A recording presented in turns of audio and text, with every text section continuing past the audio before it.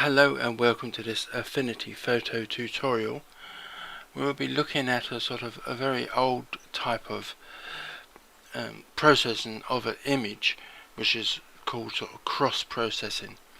I fully admit I don't understand all the details about that. It is just something I saw in a Photoshop tutorial from my digital photo magazine.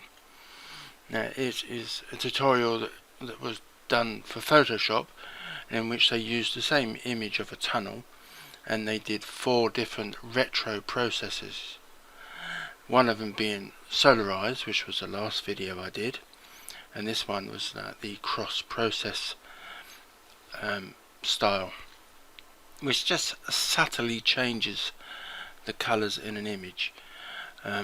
So it is how the people, either by accident or deliberately, use the chemicals just to subtly change how the image would look. So I'm going to use the same image I used in the Solarise video, and I will add a link to that in the description for this video. And so this was the start image, and the sort of cross processing, if I just turn this on, as you can see there's a sort of subtle change in the colours. Let me just turn this on and off, hopefully you can see that. And so what I will do is I will delete this and I will show you how to get that effect.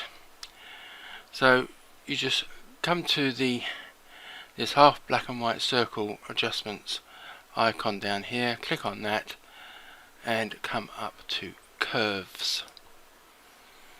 And when you have the curves panel come up here, it will be set on RGB and onto master. So what you do, you click on this little arrow here, get the drop down menu and select red. So we'll just be altering the red pixels in the image. And if you come up to this sort of 3/4 the way up where these lines cross here, and I'm just going to click and drag this slightly to the left and a little bit upwards. Now I can't really give you an exact place where to put this. It's just only a very subtle change, so you don't need to worry about exactly where you put this. And then come down to the bottom part here and click roughly where that sort of 1/4 of the way up line would be. It would be roughly about here. Click and drag this one downwards, so you've got this sort of red S curve. So then you come to the green channel, and we're going to do the same thing here. Now you can put this exactly on top of the other line, or you can just put it there or thereabouts, but I'm going to sort of go for putting it on the same position, so the red S curve is pretty much the same as the green S curve. And then come to the blue channel or curve, but this time we're going to go in the opposite direction. So come to the 3/4 point mark and come downwards and to the right, and then come to the bottom part and move this up. And again, it's not 100% certain exactly where you put this. I just pretty much gone for a similar sort of opposite curve to the other two. So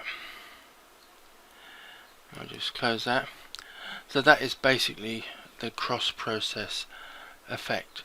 So again, so if I turn that on and off, that is the cross process effect. So that would have sort of been the end of the tutorial, but I'm one of these people who, once I've followed the tutorial and sort of seen how it was done, especially converting Photoshop 1 to Affinity Photo, I do tinker a little bit with this the end process. So I thought I just wondered what it would look like if I changed the blend mode of this curves adjustment.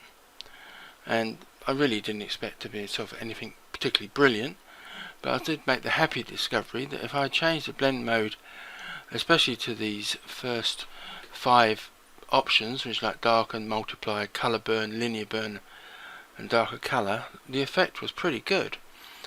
So the darken is not too bad, but I really liked the multiply effect, and color burn was pretty good, and I liked the linear burn, and darker color didn't do too much, it just slightly darkened the cross processing effect.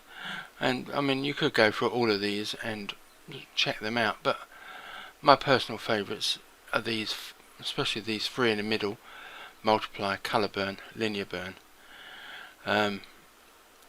which for my money was better than just the cross processing effect. So that was quite a happy discovery for me, and hopefully this might be an effect you might want to use on your images.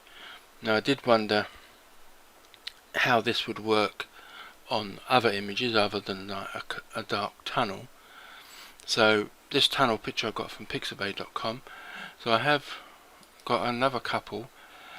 This is just like some chess pieces, and as you can see, this is the image as it comes from Pixabay.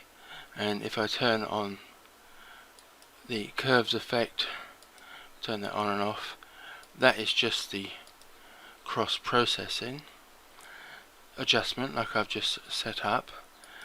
And if I change this to multiply, color burn, linear burn, as you can see, the effects are also quite good. In fact, on this particular image I thought multiply worked quite well.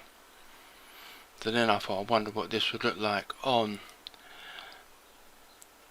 a landscape image. So I've got this one of London, I think it is. So I will repeat the process here. Just come up to curves, select the red channel, move this left and up, select the bottom, down and right, there, come to the green, move this up, and move the bottom area down, and then select blue and come the opposite direction,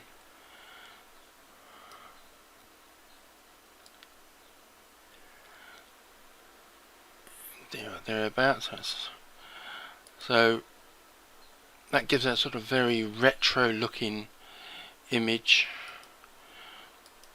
for that sort of landscape image there.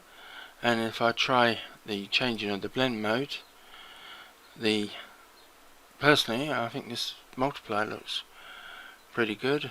Again, a very retro looking image, and linear burn, it might be a bit too dark, so maybe in this case the multiply blend mode will look pretty good, I think. So it does give it that sort of retro look.